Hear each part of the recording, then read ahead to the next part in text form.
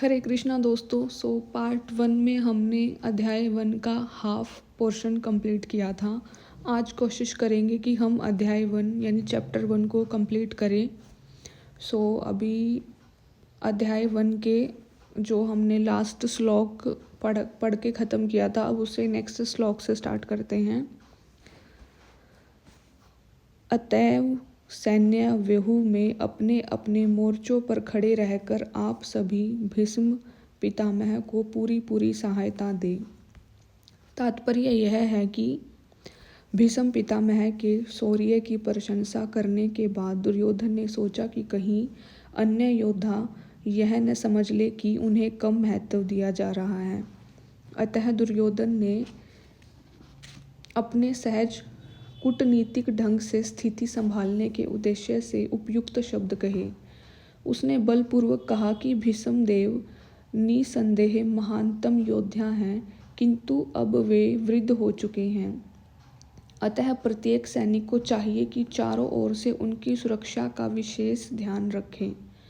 हो सकता है कि वे किसी एक दिशा में युद्ध करने में लग जाएं और शत्रु इस व्यस्तता का लाभ उठा ले। अतः यह आवश्यक है कि अन्य योद्धा मोर्चों पर अपनी अपनी स्थिति पर अडिग रहें और शत्रु को व्यूह न तोड़ने दें। दुर्योधन को पूर्ण विश्वास था कि कौरवों की विजय भीष्मदेव की उपस्थिति पर निर्भर है। उसे युद्ध में भीष्मदेव तथा द्रोणाचार्य के पूर्ण सहयोग की आशा थी, क्योंकि वह अच्छी तरह जानता था कि इन दोनों ने उस समय एक शब्द भी नहीं कहा था जब अर्जुन की पत्नी द्रौपदी को असहाय व्यवस्था में भरी सभा में नग्न किया जा रहा था और जब उसने उनसे न्याय की भीख मांगी थी, यह जानते हुए भी कि इन दोनों सेनापतियों के मन में पांडवों के लिए स्नेह था। दुर्योधन को आशा थी कि वे इस स्नेह को उसी तरह त्याग देंगे जिस तरह उन्होंने धूत क्रीड़ा के अवसर पर किया था। सो गाइस, अब नेक्स्ट श्लोक पढ़ते हैं।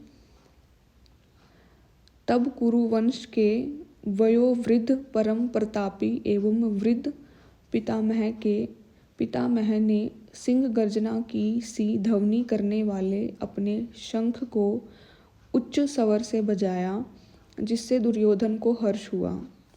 तात्पर्य यह है कि कुरुवंश के वयोवृद्ध पितामह अपने पौत्र दुर्योधन का मनोभाव जान गए और उसके प्रति अपनी स्वाभाविक दयावश उन्होंने उसे प्रसन्न करने के लिए अत्यंत उच्च स्वर से अपना शंख बजाया, जो उनकी सिंह के समान स्थिति के अनुरूप था।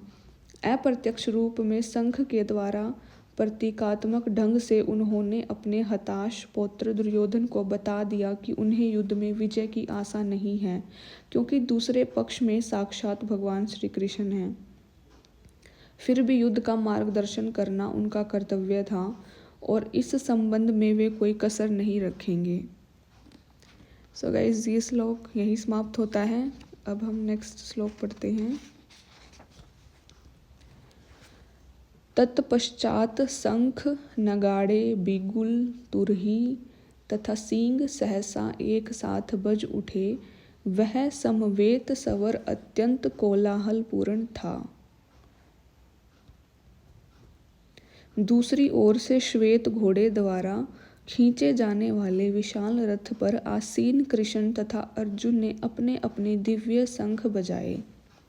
तात्पर्य यह है कि भीष्म देव द्वारा बजाए गए शंख की तुलना में कृष्ण तथा अर्जुन के शंखों को दिव्य कहा गया है। दिव्य शंखों के नाद से यह सूचित हो रहा था कि दूसरे पक्ष की विजय की कोई आशा न थी, क्योंकि कृष्ण पांडवों के पक्ष में थे। जयस्तु पांडुपुत्राणाम येषां पक्षे जनार्दनः। जय सदा पांडु के पुत्र जैसों की होती है, क्योंकि भगवान कृष्ण उनके साथ हैं। जय सदा पांडु के पुत्र जैसों की होती है, क्योंकि भगवान कृष्ण उनके साथ हैं। तो भगवान श्री कृष्ण पांडव पुत्रों के साथ थे, और जहाँ जहाँ भगवान विद्यमान है वहीं वहीं लक्ष्मी भी रहती है, क्योंकि वे अपने पति के बिना नहीं रह सकती। अतः जैसा कि विष्णु या भगवान कृष्ण के शंख द्वारा उत्पन्न दिव्य ध्वनि से सूचित हो रहा था, विजय तथा श्री दोनों ही अर्जुन की प्रतीक्षा कर रहे थे। इसके अतिरिक्त जिस रथ में दोनों मित्र आसीन थे वह अर्जुन को अग्नि देवता द्वारा प्रदत्त था। अर्जुन जिस रथ में बैठे हुए थे वो रथ उनको किससे मिला था? वो रथ उनको अग्नि देवता से प्राप्त हुआ था।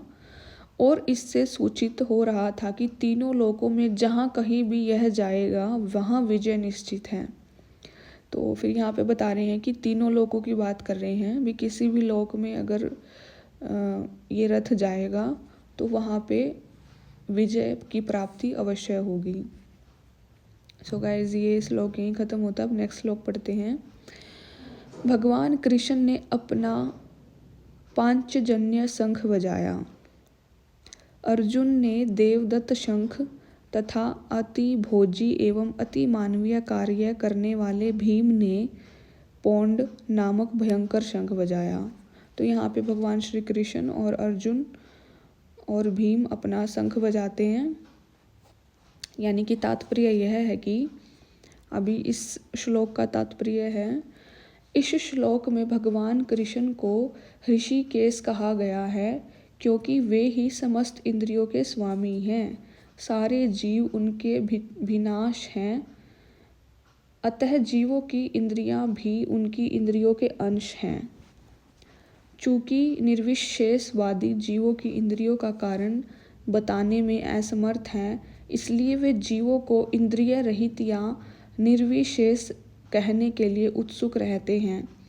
भगवान समस्त जीवों के हृदयों में स्थित होकर उनकी इंद्रियों का निर्देशन करते हैं, किंतु वे इस तरह निर्देशन करते हैं कि जीव उनकी तरह उनकी शरण ग्रहण कर ले और विशुद्ध भक्ति की इंद्रियों का तो वे प्रत्यक्ष निर्देशन करते हैं। यहाँ कुरुक्षेत्र की युद्ध भूमि में भगवान कृष्ण अर्जुन की दिव्य इंद्रियों का निर्देशन करते हैं, इसलिए उनको ऋषिकेश कहा गया है। भगवान के विविध कार्यों के अनुसार उनके भिन्न भिन्न नाम हैं। उदाहरणार्थ इनका एक नाम मधुसूदन है क्योंकि उन्होंने मधु नाम के असुर को मारा था। मतलब भगवान की जितनी भी लीलाएं हैं, मतलब जैसे जैसे वो लीला करते गए और उनके भिन्न भिन्न नाम होते गए। ठीक है।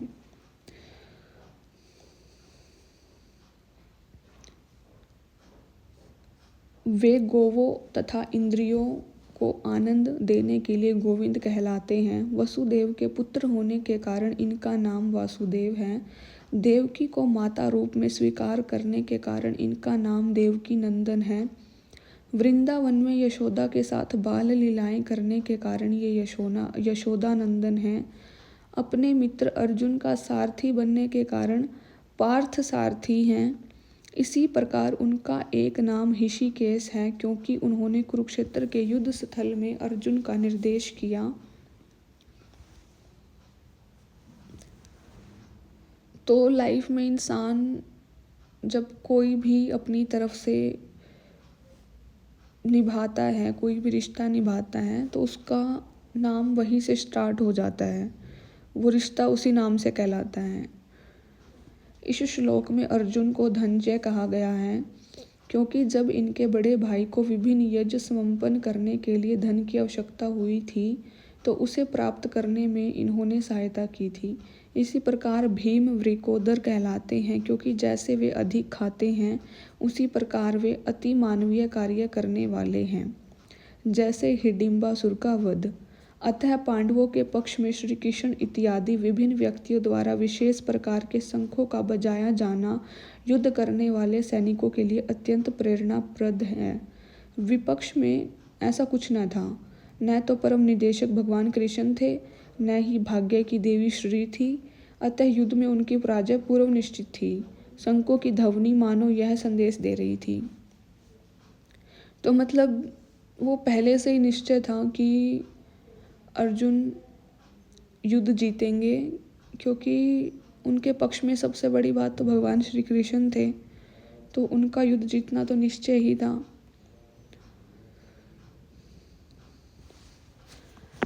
अभी नेक्स्ट श्लोक पढ़ते हैं। हे राजन, कुंती पुत्र राजा युधिष्ठिर ने अपना अनंत विजय नामक शंख बजाया तथा नकुल और सहदेव ने सुघोष एवं मणि पुष्पक शंख बजाए। महान धनुर्धर काशीराज, परम योद्धा शिखंडी, धृष्टद्युम्न, विराट, अजय, सात्यकी, द्रुपद, द्रौपदी के पुत्र तथा सुभद्रा के महाबाहु पुत्र आदि सबों ने अपने अपने शंख बजाए। तात्पर्य यह है कि संजय ने राजा धृतराष्ट्र को अत्यंत चतुराई से यह बताया कि पांडवों के पुत्र को धोखा देने तथा राज्य सिंहासन पर अपने पुत्रों की आसीन कराने की यह अविवेकपूर्ण नीति श्लाघनीय नहीं थी। लक्षणों से पहले से ही यह सूचित हो रहा था कि इस महायुद्ध में सारा कुरु वंश मारा जाएगा। भीष्म पितामह से लेकर अभिमन्यु तथा अन्य पौत्रों तक विश्व के अनेक देशों के राजाओं समेत उपस्थित सारे के सारे लोगों का विनाश निश्चित था। यह सारी दुर्घटना राजा धृतराष्ट्र के कारण होने जा रही थी, क्योंकि उसने अपने पुत्रों की कुनीति को प्रोत्साहन दिया था। इन विभिन्न शंखों की ध्वनि कोलाहल पूर्ण बन गई, जो आकाश तथा पृथ्वी को शब्दयायमान करती हुई धृतराष्ट्र के पुत्रों के हृदय को विदीर्ण करने लगी। तात्पर्य यह है कि जब भीष्म तथा दुर्योधन के पक्ष के अन्य वीरों ने अपने अपने शंख बजाए तो पांडवों के हृदय विदीर्ण नहीं हुए। ऐसी घटनाओं का वर्णन नहीं मिलता, किंतु इस विशिष्ट श्लोक में कहा गया है कि पांडव पक्ष के शंखनाद से धृतराष्ट्र के पुत्रों के हृदय विदीर्ण हो गए। इसका कारण स्वयं पांडव और भगवान कृष्ण में उनका विश्वास है। परमेश्वर की शरण ग्रहण करने वाले को किस प्रकार का भय नहीं रह जाता, चाहे वह कितनी ही विपत्ति में क्यों न हो। उस समय हनुमान से अंकित ध्वजा लगे रथ पर आसीन पांडुपुत्र अर्जुन अपना धनुष उठाकर तीर चलाने के लिए उद्यत हुआ। हे राजन, धृतराष्ट्र के पुत्रों को व्यूह में खड़ा देखकर अर्जुन ने श्री कृष्ण से ये वचन कहे। तात्पर्य यह है कि युद्ध प्रारंभ होने ही वाला था। उपयुक्त कथन से ज्ञात होता है कि पांडवों की सेना अप्रत्याशित व्यवस्था से धृतराष्ट्र के पुत्र बहुत कुछ निरुत्साहित थे, क्योंकि युद्ध भूमि में पांडवों का निर्देशन भगवान कृष्ण के आदेशानुसार हो रहा था।